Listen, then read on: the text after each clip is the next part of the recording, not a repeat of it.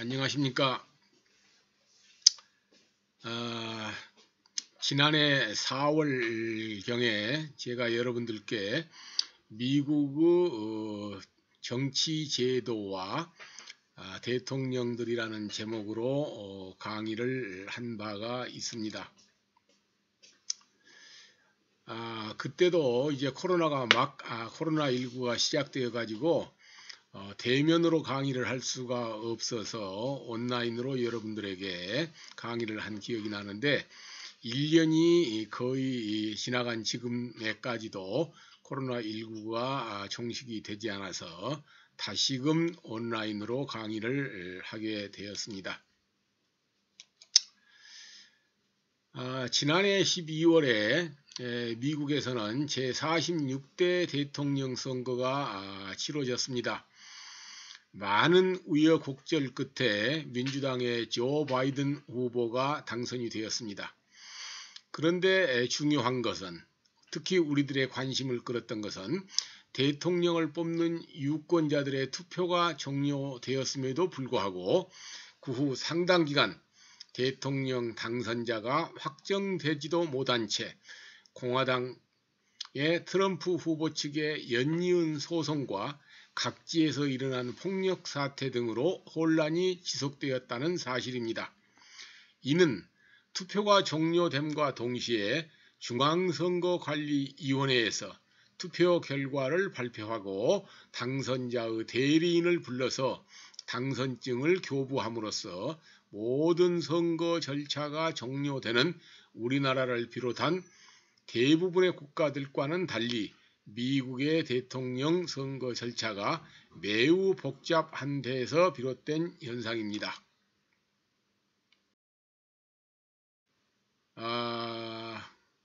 지난 4월에 저는 여러분들에게 미국이란 나라와 대통령들이라는 제목으로 강의를 하였는데, 그때 제 기억으로는 미국에서 이미 12월에 대통령 선거를 앞두고 민주당과 공화당에서 자당의 후보를 뽑기 위한 당내의 경선이 열기가 굉장히 후끈 달아오르고 있는 시점이었습니다.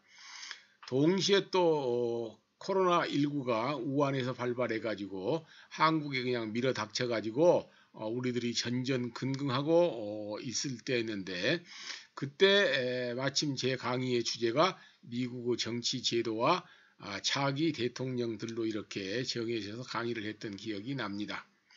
그때 사실은 원래 당초 의도한 바로는 미국의 정치 제도를 설명하고 미국의 대통령들을 초대 대통령 조지 워싱턴부터 44대 대통령까지 이렇게 쭉 설명을 하려고 했었는데, 하다 보니까 시간이 촉박하고 그래서 대통령들에 대해서는 설명을 다 마치지를 못했습니다. 그래서 제 기억으로 16대 대통령 에이브러함 링컨까지만 제가 언급을 하고 17대 대통령부터서는 다음에 하겠습니다, 이렇게 이 얘기를 했던 기억이 납니다.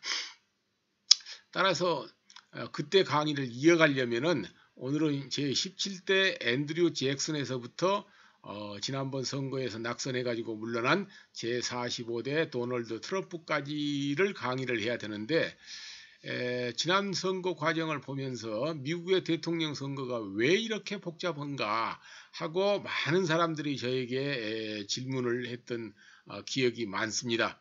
그래서 여기에 대해서 좀 자세하게 다시 말씀드리면 대통령 선거의 본선거에 대해서 좀 그 복잡 다단함에 대해서 설명을 해드려야 되겠다 하는 생각을 제가 하게 되었습니다.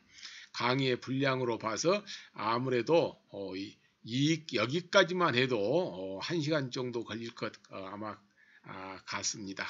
그래서 대통령들에 대한 설명은 아무래도 다음으로 미뤄야 하지 않을까 생각하고, 오늘은 미국의 본선거에 대해서 주로 말씀을 드려볼까 합니다. 그럼 먼저 본선거가 이루어지기까지, 투표가 이루어지는 데서부터 개표까지에 대해서 먼저 말씀을 드려보겠습니다. 민주공화 양당의 후보 선출 과정에 대해서는 지난 4월 강의에서 설명했기 때문에 여기서는 생략하도록 하겠습니다. 미국의 대통령 선거는 우리처럼 유권자들이 후보 개개인에게 직접 투표하는 직접 선거가 아니고 국민들은 대통령에게 투표할 선거 인단을 먼저 뽑고 이들 선거 인단들이 민주공화 양당 후보 그러나 꼭 양당 후보에게만 투표한 건 아닙니다.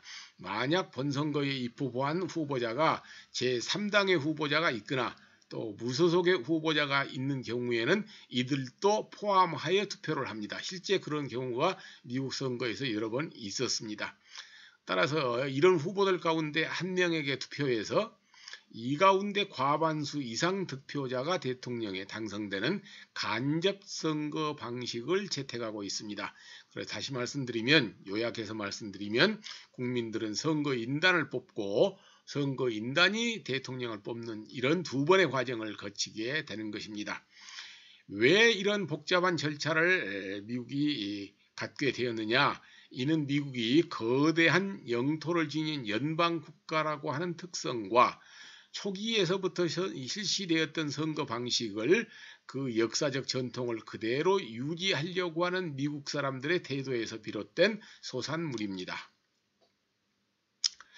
미국은 건국 이래에 연방제를 채택해 오고 있기 때문에 연방을 구성하는 각 주를 미국 영어로는 스테이트라고 하지요. 그런데 우리가 스테이트를 우리는 주로 번역을 합니다만 실질적으로 사실은 주라고 번역한 것보다는 소공화국이라고 번역하는 것이 옳습니다. 사실은 작은 국가에 해당이 됩니다. 따라서 이들 주 권한과 역할이 굉장히 크다고 하는 사실을 염두에 두어야 할 필요가 있습니다.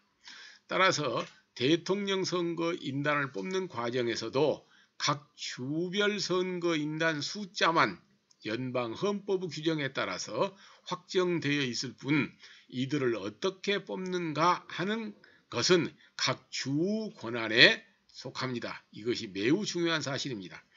바로 이러한 점 때문에 지난 12월의 선거에서도 각 주에 따라 선거인단 당선의 최종 확정이 늦어졌고 트럼프 측에서 해당 주 법원에 줄소송을 제기했던 것입니다.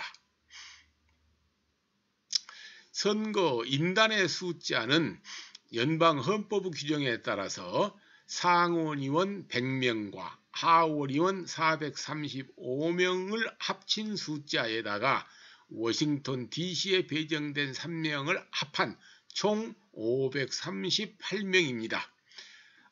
워싱턴 DC의 선거인단 3명이 배정된 때는 독립된 때로부터 그렇게 비롯된 것이 아니고 1961년 때부터입니다.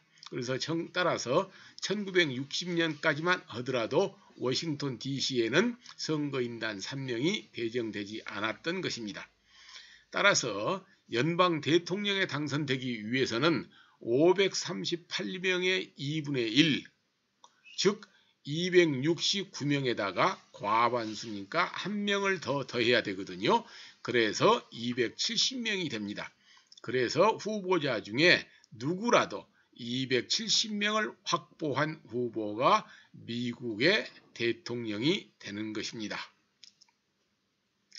선거 인단 배정의 기준을 50개 주가 있고 워싱턴 DC가 있는데 그 가운데서 몇 개를 예를 들어서 설명을 해보면 표 1과 같습니다. 캘리포니아는 선거 인단이 상원이 2명이지요. 거기에 하원이 53명입니다. 그래서 합하면 55명의 선거인단이 캘리포니아 주에 배정이 되어 있습니다. 미국에서 가장 많은 선거인단을 가지고 있기 때문에 캘리포니아 같은 곳에서 승리하면 굉장히 유리해지는 것입니다. 그 다음에 텍사스주가 38명입니다. 펜실바니아 주가 23명이고 조지아주 지난번 선거에서 굉장히 관심의 대상 지역이었습니다. 거기는 13명입니다. 몬태나 같은 경우는 단 3명에 불과하고 알래스카도 단 3명에 불과합니다. 따라서 미국에서 당선되기 위해서는 캘리포니아, 텍사스, 펜실베니아 여기서 하면은 합하면 얼마가 된가요? 100명이 넘지요. 그러면 과반수를 득표하는데 훨씬 유리해지는 것입니다. 그러나 대체적으로 쭉 그동안의 선거 경향을 살펴보면은 캘리포니아 주는 민주당이 거의 항상 차지해 가고요. 텍사스는 거의 이 공화당이 차지하기 때문에 이 가장 많은 선거인단이 배정된 캘리포니아와 텍사스를 한 정당이 차지하는 경우는 거의 없었다고 하는 사실을 알면 좋겠습니다. 미국은 연방 국가이기 때문에 상원의원 숫자는 50개 주가 공통적으로 2명씩으로 동일합니다. 하원의원 숫자는 각 주 인구 비례하여 분할이 됩니다. 배분이 됩니다. 대통령 선거 일자에 이제 투표가 이루어지지요. 그러면 그 투표에서는 각 주의 유권자들은 할당된 선거 인단을 뽑는데 여기에도 우리나라도 뭐 비슷한 제도를 시행하고 있습니다만은 첫째 사전 투표, 두 번째 직접 투표, 투표장에 직접 가서 하는 거지요. 투표 날. 세 번째 우편 투표 등의 다양한 방식이 있습니다. 과거에는 직접 투표에 참여하는 유권자가 압도적으로 많았습니다만은 최근에 들어서서 사전 투표나 우편 투표가 급속히 증대하고 있습니다. 특히 지난 12월의 선거의 경우에는 코로나19 영향으로 사전 투표와 우편 투표에 참여하는 유권자가 급증하였습니다. 문제는 우리나라의 경우처럼 모든 선거를 중앙선거관리위원회에서 통일적으로 관리하지 않고 각 주정부가 그들의 주헌법과 법률에 따라서 관리한다는 점입니다. 이에 따라서 각 주마다 우편 투표의 효력을 인정하는 범위가 상이하고 이것이 지난 대선의 최대 쟁점이 되었습니다. 예컨대 A라고 하는 주는 직접 투표일 2일 후에 도착된 우편 투표 용지까지 유효한 것으로 인정하는 반면에 어떤 또 B라고 하는 주는 7일 후까지 도착된 우편 투표까지도 유효한 것으로 인정하는 경우입니다. 따라서 이런 것이 지난번 선거에 굉장히 쟁점이 되었고 소송에서 이 트럼프 측에서 소송을 제기하는 요인이 되었던 것입니다.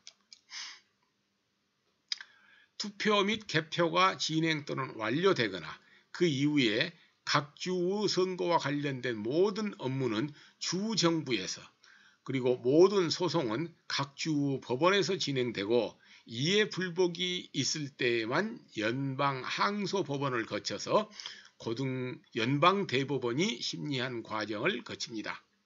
따라서 선거에서 후보자 간 우열이 확실한 경우와 달리 우열이 확실하지 않고 과열되는 경우, 비등비등한 경우에는 개표가 시작되면서부터 개표 중지, 가처분 신청 등의 소송이 각 주안의 카운티 법원에 제기되는 등 복잡해지는 것입니다.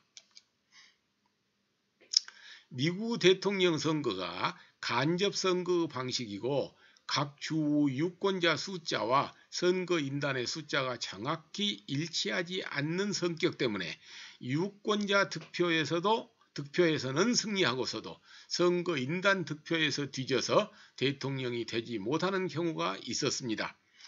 2000년 표 2를 보십시오. 2000년과 2016년 표 4를 보십시오. 이 경우가 이런 경우에 해당됩니다. 왜 이런 경우가 생길까요? 바로 이러한 점 때문에 그렇습니다. 예컨대 인구가 많은 캘리포니아 주 같은 경우는 인구 70만 명의 선거인단 1명이 배정되는데 반해서 인구가 적은 와이오밍이나 예컨대 아까 몬태나나 이런 데도 그러지요. 이런 주는 인구 20만 명의 선거인단 1명이 배정되고 있기 때문에 그렇습니다. 따라서 표의 등가성의 차이가 있는 것입니다. 표 2를 보시면서 2000년 대선 결과를 보실까요? 총 득표 수에서는 조지 부시가 5천만 45만 6천 표를 얻었습니다. 그래서 47.9%를 얻었습니다. 반면에 민주당의 엘고 후보가 5천만 99만 9천 표를 얻었습니다. 48.4%를 얻었습니다. 득표가 어떤가요? 엘고가 0.5표를 더 얻었습니다. 그런데 기묘하게도 선거인단의 획득수에서는 조지 부시가 271석을 얻었고 엘고가 267석을 얻어서 반대로 엘고가 3명이 적어버렸습니다. 그래서 엘고가 떨어져 버렸던 것입니다. 반면에 또 표 3을 보실까요? 2016년 선거인데요. 도널드 트럼프가 지난번 선거죠. 도널드 트럼프가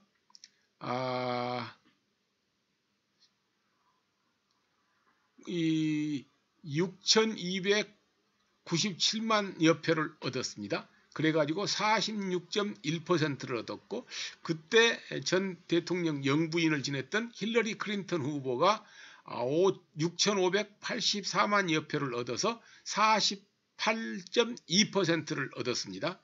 그러니까 힐러리 클린턴 후보가 2.1%를 더 얻었지요.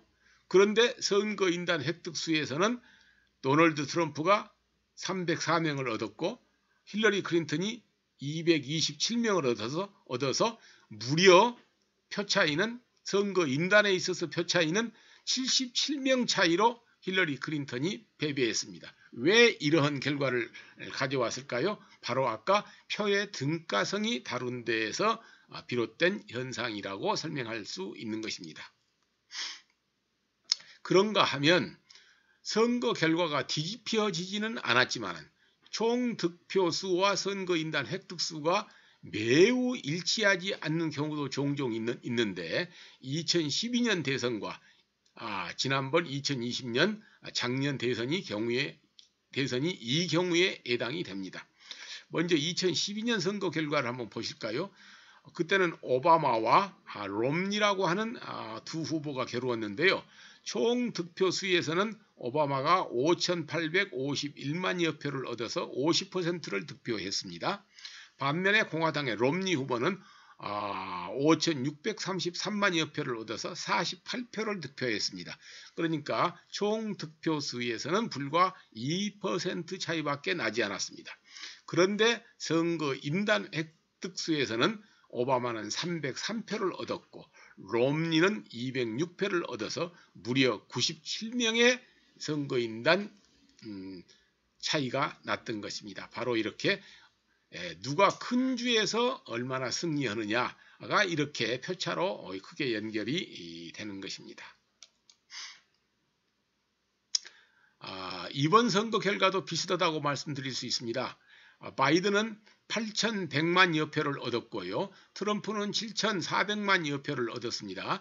그래서 표차는 4.5% 표차밖에 나지 않았는데 선거인단 획득수에서는 바이든이 306명, 트럼프가 232명을 얻어서 무려 74명의 표차를 선거인단 획득수에서 났던 것입니다. 그 다음에 그러면 제46대 대선의 특징은 뭔가 한번 살펴보고자 합니다.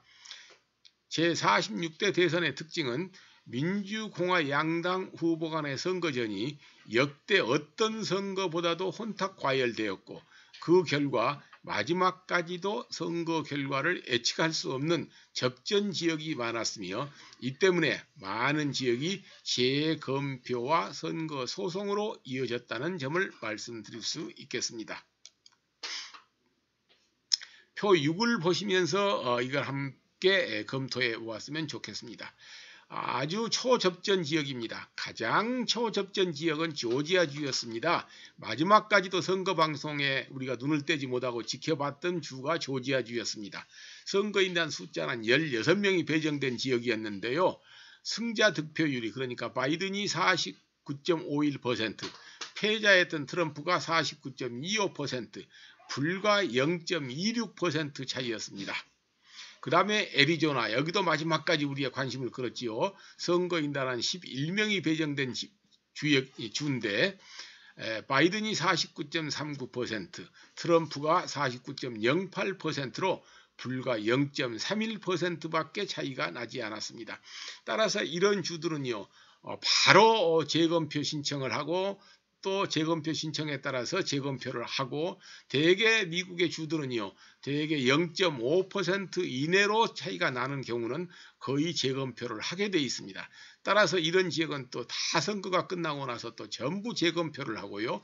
그것에 대해서도 승복하지 않으면 또 이제 다시 수작업으로 재검표를 해달라고 하는 또 소송을 제기하고 이런 일들이 벌어지기 때문에 미국 대통령 선거가 쉽게 그렇게 끝나지 않고 또 하나 쉽게 끝나지 않는 것은 미국이 나라가 크기 때문에 각 주에 따라서 시차가 납니다. 우리처럼 그냥 동일 시간에 시작해서 동일 시간에 끝나가는 것이 아니고 거의 하루 차이씩 시간 차이가 나거든요. 이런 것에 따라서 또 그놈을 또 집계하는 데 시간이 걸리고 이래서 미국 대통령 선거는 상당히 지루하게 진행이 되는 것입니다.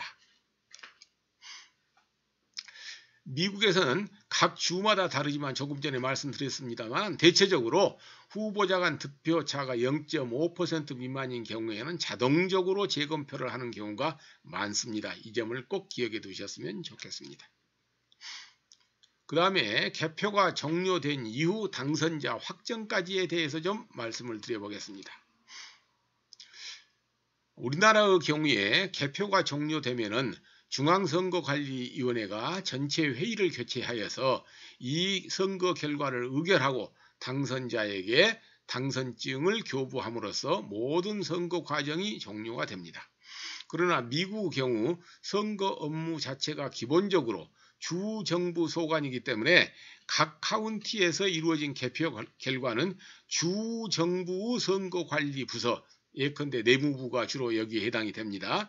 여기에 그것이 보고가 되고 거기에서 내무부 장관이 확인하고 주지사 이름으로 그것이 마지막 확인 과정을 거쳐서 공표가 되어야 그 정부에서 획득한 선거인단이 누구에게 갔는가가 마지막으로 확정이 됩니다.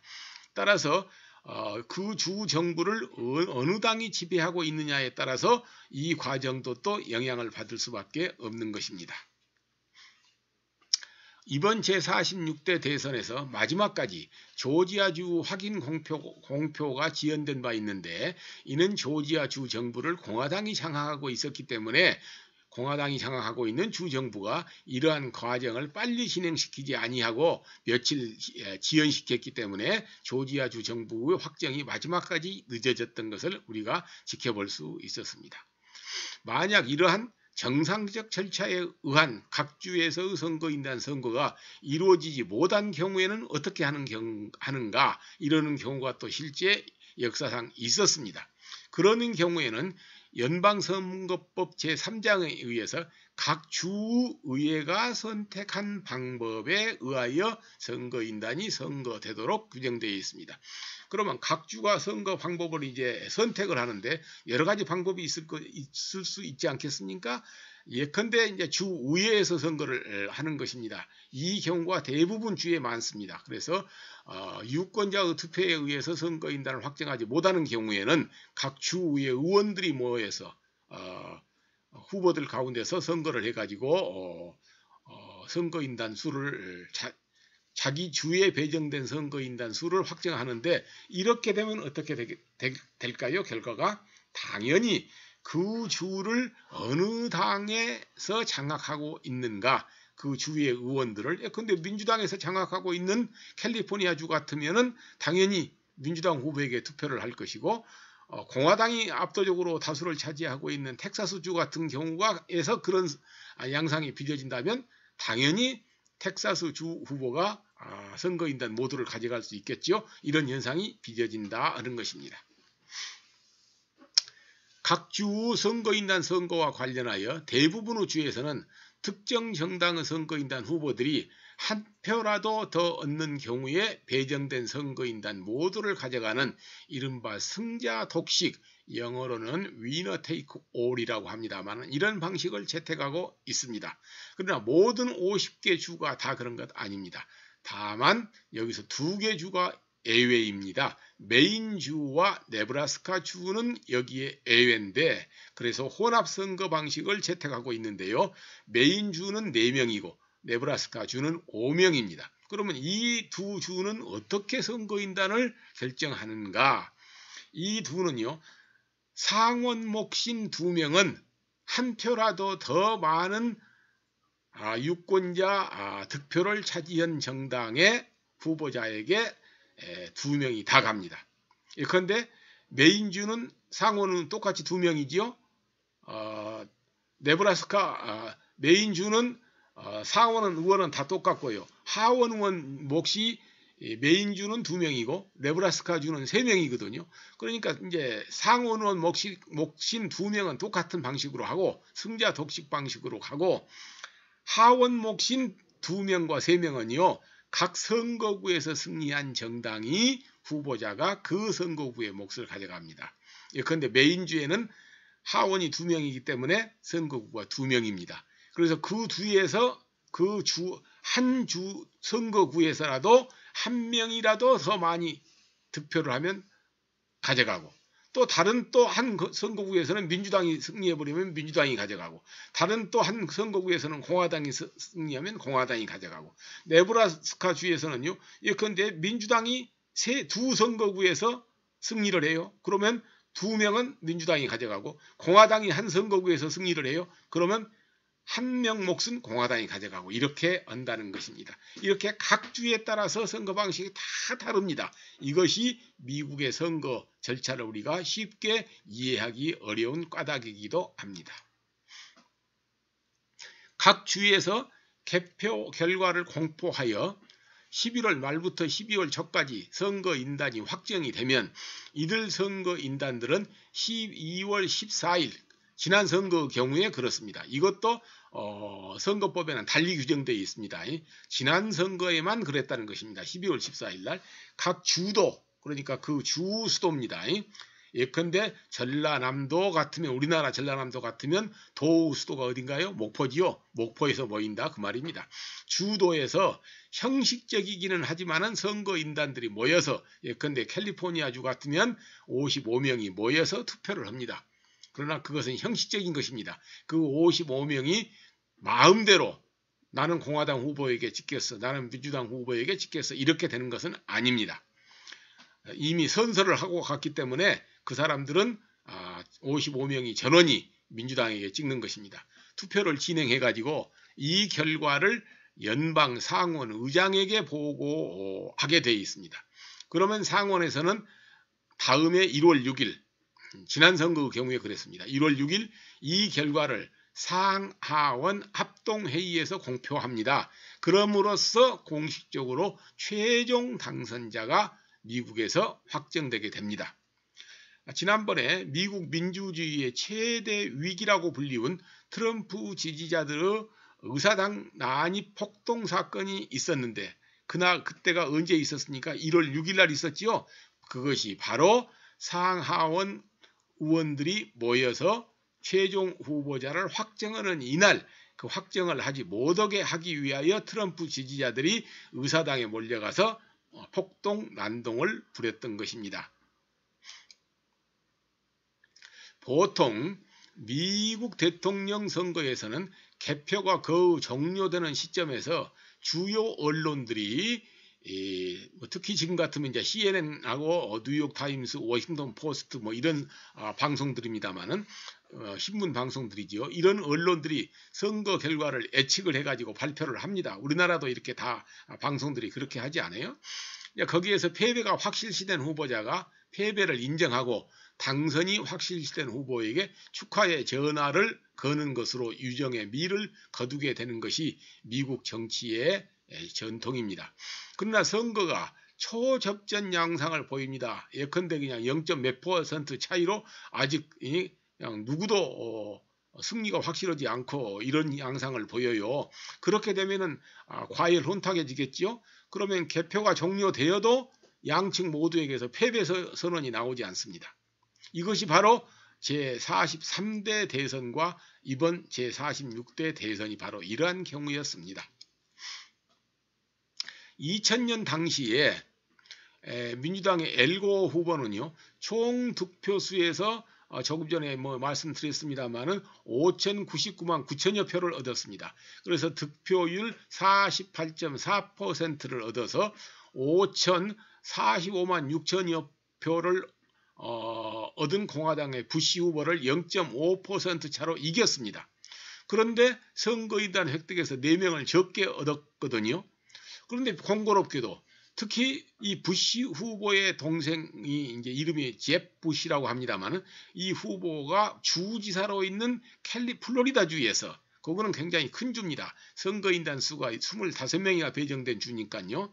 여기에서 초박빙 결과가 나왔습니다.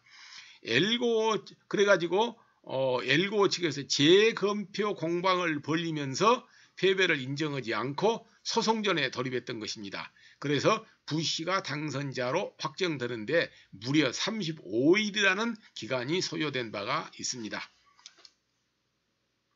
투표 당일 그때 양상이 어땠는가 지금 회상해 보면은 플로리다 주에서요 부시와 고간 표차가 1784표였습니다. 그렇게 큰 주에서 법정 공방을 벌인 끝에 현장 투표를 재검표해 주라. 고우가 그랬어요. 그러니까 재검표를 했죠. 또 해외에 있는 미국인들 있잖아요. 상사 주재원들 이런 사람들이 투표한 것을 또 재검표를 해주라. 그러니까 또 재검표를 해야지요. 그래가지고 표차가 몇 표차로 줄어들었냐 하면 이제는 537표 차로 줄어들었습니다. 정말 이제 뭐 박빙 아니겠습니까? 그런데다가 또 이제 이 보호 측에서요. 그걸 전부 수개표로 다시 한번 해주라. 기계로 한 것을 못 믿겠다. 이렇게 해가지고 플로리다 주 대법원이 고호 측 손을 들어주었습니다. 그래가지고 수작업 재검표를 하게 되었습니다. 그런데 이제 부시 측에서 바로 이제 연방 대법원에다 또 이제 상소를 했습니다. 이건 너무하다. 재검표를 해주라고 해서 다 재검표를 했는데 이걸 다시 수개표로 오면은 이것이 시간이 얼마나 걸리겠냐. 이렇게 해가지고 연방 대법원에다 소송을 제기했는데 연방 대법원이 누구 편을 들어버렸냐 하면은 고 편을 들지 않고 부시 편을 들어버렸습니다. 그래가지고 수개표 작업을 할 필요가 없다. 이렇게 해서 당시에 부시 후보가 당선이 되고 고가 떨어지는 것을 본인이 승복하고 축하 전화를 부시에게 했던 것입니다. 그래서 여러분들 최종적으로 결정권을 가지고 있는 기관이 어딘가요? 연방 대법원이죠.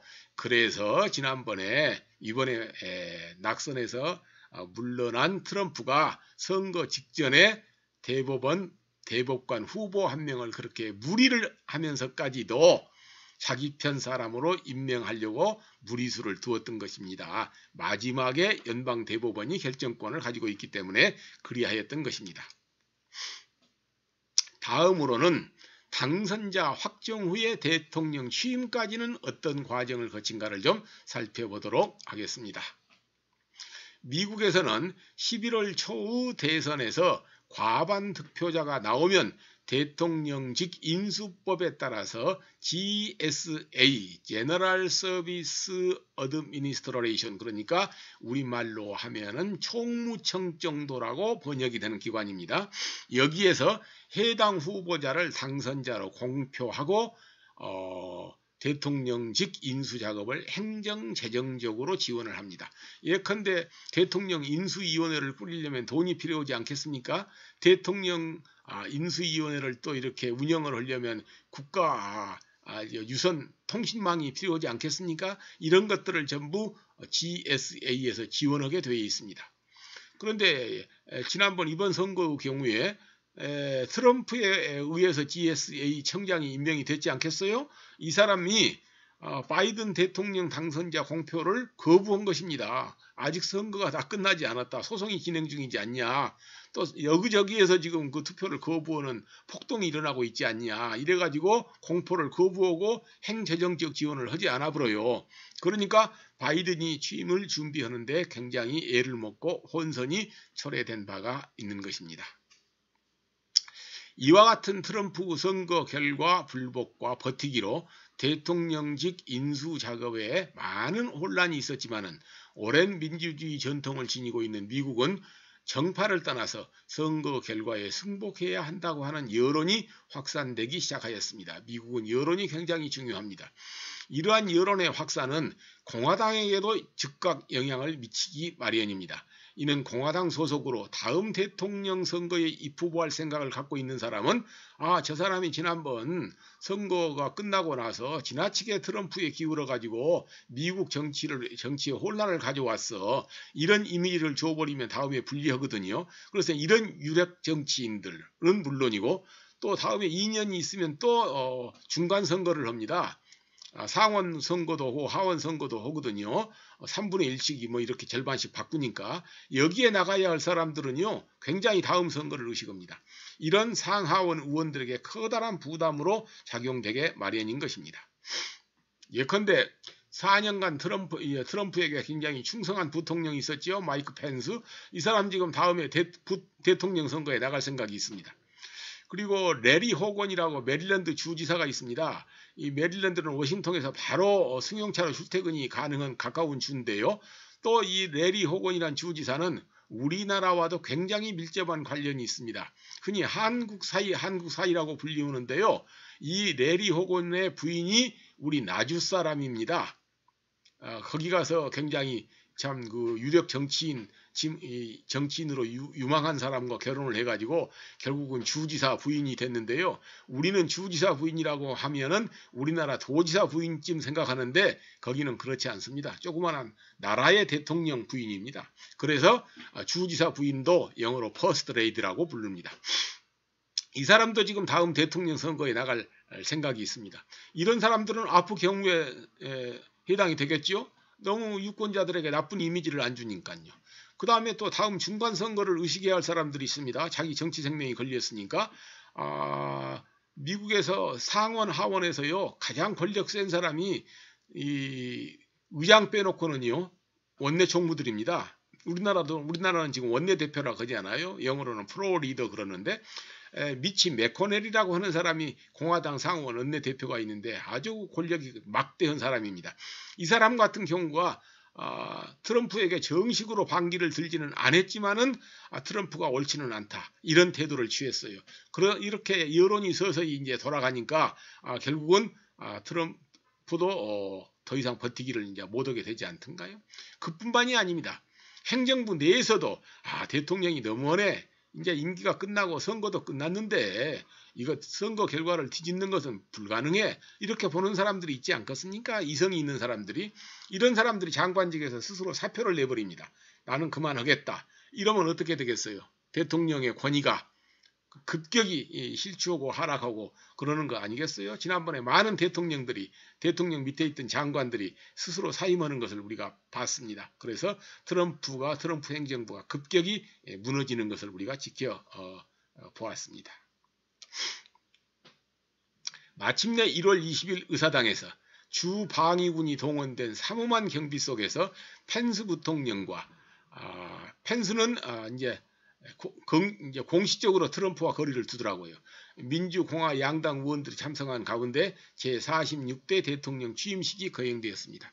그렇지만은 트럼프 대통령은 끝내 후임 대통령의 취임식에 참석하지 않고 임기 종료 몇 시간 전에 의장대의 사열을 받으면서 군악대의 마이웨이 연주를 들으면서 핵가방과 함께 전용기를 타고 자기 별장이 있는 플로리다로 비행기를 타고 가지 않던가요? 그러면서 분열된 미국의 모습을 전 세계에 보여주었습니다. 현직 대통령이 후임 대통령의 취임식에 참석하지 않은 것은 미국 역사 이래로 제시 잭슨 대통령이 그랬다고 하고 그러니까 거의 뭐 한 200년 이래에 이런 일이 처음이라고 합니다. 그러면서 미국 대통령이 가지고 있는 중요한 큰 권한 중에 하나가 세계 핵전쟁을 일으킬 수 있는 권한이거든요. 핵무기를 발사할 수 있는 권한을 가진 대통령인데 그러기 위해서는 핵 가방 안에 있는 버튼을 몇 개를 눌러야 한다고 하거든요. 그런데 그 가방을 대통령이 다닐 때에는 항상 수행은 해병대 장교가 그것을 가지고 다닌답니다. 그런데 지난번에 플로리다도 떠나면서 현직 대통령이니까 그 핵가방도 가지고 떠나지 않던가요? 그런데 이미 몇 시간 후에 이제 바이든이 취임식을 해야 되니까 그때 어쩔 수 없이 미국 국방부가 합참해서 핵가방을 2개를 만들었다고 합니다. 그래서 핵가방이 2개가 등장하는 초유 사태를 우리가 목격했던 것입니다. 그러면 마지막으로 바이든이 승리했던 원인은 어디에 있을까를 한번 살펴보도록 하겠습니다. 1789년 4월 30일 당당한 풍채의 소유자로 독립전쟁을 총지휘했던 조지 워싱턴이 미국 초대 대통령에 취임한 이래 금년 1월에 제46대 대통령에 취임한 바이든까지 미국의 대통령은 45명에 이릅니다. 46대 대통령에 취임하는데 왜 미국의 대통령은 45명이었을까요? 재미있는 일이 있습니다. 미국 대통령의 임기 계산 방식은 우리나라와는 달리 대통령이 연임할 경우에 이를 한 번의 임기로 계산합니다. 예컨대 프랭클린 루즈벨트 대통령 같은 경우는요, 1933년부터 1945년까지 4선을 했습니다. 그렇지만 공식적으로는 32대 대통령 한 번 계산합니다. 우리처럼 이승만 대통령이 초대 2대, 3대, 박정희가 또 6대, 7대, 8대, 9대 막 이렇게 계산하지 않습니다. 대통령 한 번 하면 한 사람은 한 번으로만 쉽니다. 그런데 그러면 왜 한 번이 차이가 날까요? 바로 이 이유 때문에 그렇습니다. 미국 역사상 단 한 명인데요. 클리브런트 대통령이 있습니다. 이 사람은 1885년부터 1889년까지 대통령직을 수행한 뒤 재선하겠다고 출마했습니다. 근데 떨어져 버렸어요. 그러다가 4년을 쉬었다가 4년 후 대통령 선거에서 1893년부터 1897년까지 다시 재임을 했습니다. 그래서 이 사람은 22대 대통령으로 기록되고 제24대 대통령으로 기록되어 있습니다. 미국 정치사에. 만약 트럼프가 이번에 떨어졌지요. 지금 그럴 가능성도 없지 않아 있다고 하는데 그건 이제 두고 봐야 알겠습니다만 4년 후 선거에서 출마해가지고 민주당 후보하고 지금 경선을 합니다. 이제 선거를 맞붙습니다. 그래가지고 당선된다면 클리브런트 대통령처럼 45대 대통령으로도 기록되고 47대 대통령으로도 기록이 되는데 두고 봐야 알겠습니다만은 제가 보기에는 트럼프의 나이로 보나 또 이번 대통령에서 물러났던 과정에서 보여주었던 여러 가지 행태로 볼 때 47대 대통령으로 기록될 가능성은 없어 보입니다만은 역사라고 하는 것은 또 미래라고 하는 것은 알 수가 없는 일이죠. 미국 역사상 45명의 대통령 가운데 4선의 영광을 누린 경우는 32대 프랭클린 루즈벨트가 유일하지만 사실 그 종신 대통령이 가능했던 초대 조지 워싱턴 대통령은 다른 사람들에게도 기회를 주어야 한다면서 3선 출마를 사양하고 재선으로 끝났습니다. 한편 미국에서요, 제2차 세계대전이라는 특수한 상황이기는 했지만은 프랭클린 루즈벨트가 3선도 아니고 4선에 성공해가지고 재임하다가 임기 중에 사망을 했거든요. 이렇게 되니까 미국 여론이 대통령이 한 사람이 너무 오래 하다 보면은 결국은 임기 중에 죽는 경우가 생기는구나. 그래서는 정치가 혼란스럽지. 이렇게 해가지고 대통령 임기를 제한하는 헌법 개정 논의가 시작되었습니다. 미국에서 헌법 개정이 발효하기 위해서는요, 국회에서만 통과된다고 해서 되는 것은 아닙니다.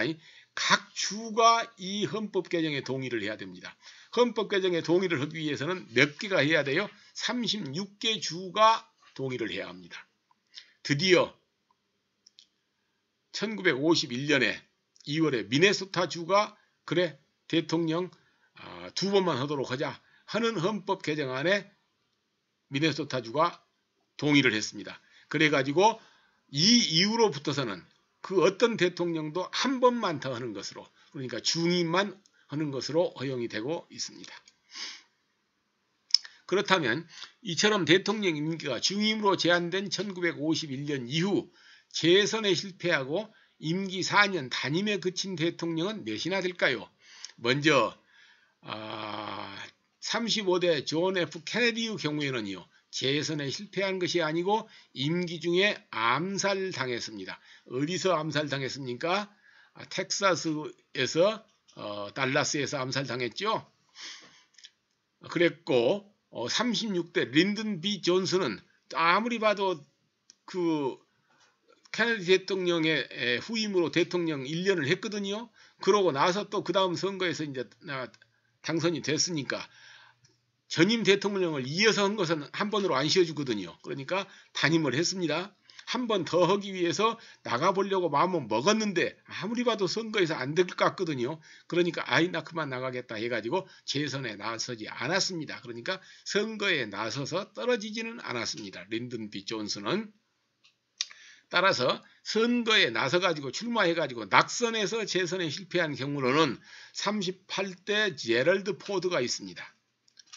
또 39대 지미 카터가 있습니다. 지미 카터 지금 미국인들이 굉장히 좋아하는 대통령입니다. 전임 대통령입니다. 41대 조지 부시입니다. 그러니까 아버지 부시지요. 그리고 이번에 도널드 트럼프가 있습니다. 그래서 4명이 재선을 하겠다고 선거에 나섰다가 떨어졌습니다. 바로 이러한 사실은 재선에 실패해가지고 단임으로 임기를 마친 대통령이 그렇게 많지 않다. 1951년 이후에. 왜 그러냐? 적어도 한 번은 우리가 대통령으로 뽑아줬으면 4년은 너무 짧다. 그 사람의 능력과 역량을 평가하기는. 그래서 한 번의 기회는 더 줘야 되는 거 아니냐. 이런 흐름이 있습니다. 그래서 대체적으로 큰 과실이 없고 한다면 8년간을 하거든요. 그런데 4년으로 임기를 끝내고 선거에서 떨어졌다 하는 것은 그만큼 뭔가 모르게 과오가 있든지 대통령 국민들로부터 커다란 지지를 받지 못했달지 하는 경우를 의미한다고 볼 수 있는 것입니다. 이러한 역사적 사실과 관련지어서 지난해 46대 대선에서 현직 대통령이라고 하는 많은 프리미엄에도 불구하고 트럼프가 재선에 실패하고 바이든이 승리할 수 있었던 점은 무엇일까요? 민주주의 국가에서 선거는 정당과 후보자에 대한 선택의 결과입니다. 물론 트럼프 대통령은 선거 결과에 대해 승복하지 않으면서 내가 7,400만 표 이상을 얻었다 하면서 그걸 굉장히 크게 내세웠습니다. 그러나 어떻든 상대방인 바이든은 8,100만 표 이상을 얻었기 때문에 바이든보다 적은 지지를 얻은 것은 사실이고, 또 보다 중요한 것은 미국의 대통령 선거 제도에 따라서 선거 인단 획득에서 74명이나 차이가 났지 않습니까? 이건 누구도 부인할 수 없는 엄연한 사실입니다. 무엇이 이러한 결과를 가져왔을까요? 첫째, 트럼프 정책들이 강고한 자기 지지층을 결집시키는 데는 효과가 있었지만 중도층을 끌어안는 데는 실패했다는 것입니다. 사실 45대 대선에서 힐러리 클린턴을 예상을 뒤엎고 클린턴에게 승리할 때 트럼프가 민주당이 이제 트럼프를 그때 이겼지 않아요? 그때의 외교 안보와 경제 무역 등 제반 정책에서 미국 이익 우선주의를 내세웠습니다. 그동안에 오바마가 8년 동안 정치를 하면서 너무 국제주의를 내세워서 동맹들에게 너무 많은 것을 양보하고 관세도 너무 낮추고 그랬다. 이렇기 때문에 우리나라에 지금 실업자가 많이 생기고 그런 거 아니냐. 내가 대통령이 되면 그걸 시정하겠다. 이런 정책을 내세웠기 때문에 이른바 옛날에 공업이 굉장히 성했다가 공장이 많이 문 닫는 지역을 미국에서는 러스트 벨트 지역이라고 하거든요. 이런 그 벨트 지역에서 러스트 벨트 지역에서 살고 있는 백인 빈곤층 이런 지지자들의 지지를 많이 받을 수 있었어요. 그래서 트럼프가 당선이 됐거든요. 이제 당선이 되고 나니까 트럼프는 이제 그런 정책을 강력하게 추진하면서 동맹국들에게 아주 미군 주둔 경비를 대폭 올려라. 우리 한국에 대해서도 무려 몇 배를 올리라 하던가요. 이제 이렇게 이제 막 정책을 나오고 관세를 또 대폭 인상하고 파리 기후협약이랄지 유엔 인권이사회랄지 세계 보건기구 WHO 또 유네스코 막 이런 기구에서 뭐 탈퇴를 하겠다 하고 또 실제 탈퇴를 해버리기도 하고 또 멕시코 국경에다가 그 멕시코와 국경이 길거든요. 그런데 이 국경에다가 그냥 막 장벽을 설치해서 미국으로 가서 좀 잘 살아보겠다고 국경을 넘는 멕시코 사람들을 그냥 막 임시로 가둬버리고 막 이렇게 군대를 동원해 가지고 심지어 주 방위군도 아니고 연방군을 동원해 가지고 그냥 넘어오는 사람들에게 그냥 총을 쏘고 그런 현상이 빚어지지 않던가요? 이런 것들이 단기적으로는 미국의 이익에 부합되었다고 보여지지요. 그러나 미국 사람들이 보기에도 이건 세계의 지도국가라고 하는 미국에서 미국이 취할 태도는 아니다. 이런 그 평가들을 많이 받게 되었습니다. 그래서 이런 것들이 오히려 국민들로부터 유권자들로부터 많이 배척을 받게 되는 원인이 되었던 것입니다. 두 번째, 코로나19 대처에 있어서 굉장히 실착을 많이 했던 것 같아요. 과학을 신뢰하지 않고 정략적으로 대응함으로써 대위기를 초래했다는 것입니다. 의학을 포함해서 모든 과학 분야에서 세계에서 가장 앞선 나라가 미국이란 나라 아닙니까? 그런 미국이 코로나19 확진자 발생해서 세계 최상위권에 랭크됐으니까요. 실제 뭐 40몇만이 죽었다고 하지 않습니까? 그렇다고 하면 우리나라 같으면 되게 뭐 어딜까요? 지금 45만이면 청주나 될까요? 그런 도시 하나가 지금 인구가 죽었다는 거 아니겠어요? 그래서 미국인들을 경악해 한 것입니다. 또 트럼프 대통령 자신부터가 마스크 착용에 소극적이고 뭐 모임에 나가서 마스크 착용하지 말라고 선동을 하고 이렇게 해가지고 사태를 악화시킨 것이 결국 자기에게는 오히려 큰 손해를 가져왔다 이렇게 생각이 됩니다. 셋째, 선거 투 개표 과정에서 보여준 트럼프 대통령의 극렬한 선동이 우리가 이제 투표가 진행되는 동안에 우리나라 같으면 큰 영향을 안 미치거든요. 그런데 미국은 조금 전에 제가 말씀드렸던 바와 같이 선거가 동시에 이루어지는 경우가 그것이 아니에요. 시차가 있기 때문에 어떤 주에서는 선거가 다 끝났는데 어떤 주에서는 선거가 아직도 진행되고 그러거든요. 그런데 그런 과정에서 막 극렬하게 그냥 선동을 하고 막 이렇게 하니까 아직 투표를 안 한 사람들에게 그 영향을 알게 모르게 미쳤습니다.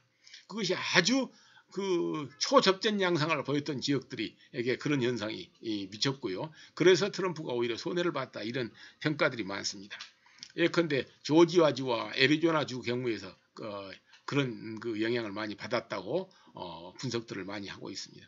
특히 트럼프 이런 정책은요 누구에게 큰 영향을 미쳤냐면 이 상원 선거가 동시에 치러지는데 상원 선거가요 거기에서 결판이 나지 아니하고 과반수를 얻는 사람이 없어가지고 결선 투표를 한 주가 있었거든요. 이런 주에 영향을 미쳐버렸습니다. 그러면서 이미 바이든이 대통령 당선이 확정되어 버렸어요. 그러니까 공화당을 지지했던 사람들까지도 아이고 이번에는 민주당에다 표 한번 던져버려야 되겠네. 이런 그 심리적인 압박감으로 작용을 해가지고 원래 민주당이 상원에서 소수당이었거든요. 그런데 이번 선거에서 민주당이 50석을 차지해버리고 공화당에서도 50석을 차지하고 그래서 동석이 되어버렸습니다. 여러분 재미있습니다. 이렇게 해서 상원 의원이 100명인데 50대 50으로 100명이 돼야요. 그러면 어느 당이 다수당의 위치를 차지할까요? 상원에서. 대통령 선거에서 이긴 정당이 다수당을 차지합니다. 왜 그러냐? 부통령이 상원 의장을 자동적으로 겸직하게 한다는 헌법 규정 때문에 그렇습니다. 따라서 이번에 대통령과 함께 당선된 여성 부통령 있죠? 그 여성 부통령이 미국의 상원의 의장이 되는 것입니다. 그래서 한 표 차이로, 한 명 차이로 사실은 선거에 의한 것도 아니지만은 헌법 규정에 따라서 상원도 민주당이 다수당이 되었습니다. 넷째, 인사정책의 실패를 꼽을 수 있습니다. 과거의 관례를 보면 대통령에 의하여 임명된 주요 장관들은요, 미국에서는 특별한 사유가 있지 않는 한 대통령과 임기를 같이 하는 것이 전통이었습니다. 그래서 굉장히 정치가 안정적입니다. 임기 초에 국무장관으로 임명이 되면요, 4년 같이 합니다. 그러나 트럼프 행정부에서는 장관들이 수시로 바뀌어요. 국무장관도 바뀌고 국방부 장관도 바뀌고 또 국방부 장관은 또 스스로 나 그만하겠다고 그냥 나가버리는 경우도 있고 이런 경우들이 수시로 있었거든요. 또 어떤 경우에는 장관을 바꾸면서 대통령이 정식으로 전화를 해서 통보를 하는 것도 아니고 문서로 통보를 하는 것도 아니고 트럼프 대통령이 즐겨 쓰는 트윗으로 당신 해고되었어. 응? 이제 이렇게 그 참 비상식적인 모습을 국민들에게 보여서 대통령이 국민들로부터 신뢰를 많이 상실했던 것 같습니다.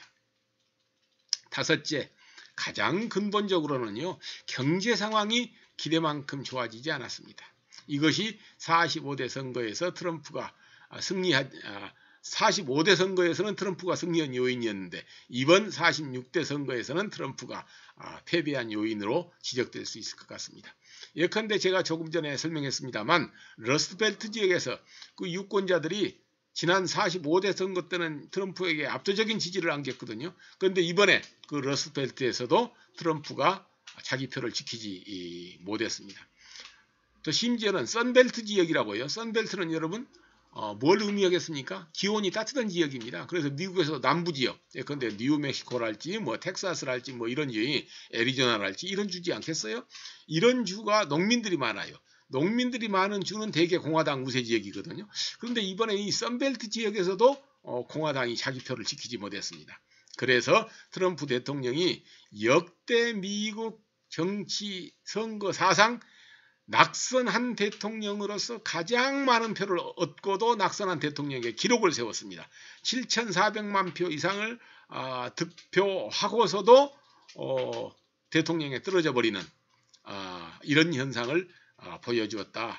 그럼에도 불구하고 또 바이든은 8,100만 표 이상을 얻었으니까 그것은 어디에 원인이 있을까요? 선거가 과열되면서 양쪽 지지층이 혈집했기 때문에 이번에 투표율이 역대 대통령 선거 역사상 가장 높은 투표율을 보였다고 하거든요. 이런데 그 원인이 있지 않을까 생각을 합니다. 어떻든 새롭게 출범한 바이든 행정부에 부여된 과제는 트럼프 재임 4년간과 그리고 이번 선거 과정에서 극도로 분열된 민심을 하나로 화합시키고 국제적으로 그동안 미국의 위신이 많이 손상되었습니다. 이러한 미국의 리더십을 회복해서 국제 평화에도 이바지하는 일이 아닐까 생각합니다. 여러분 경청해 주셔서 고맙습니다.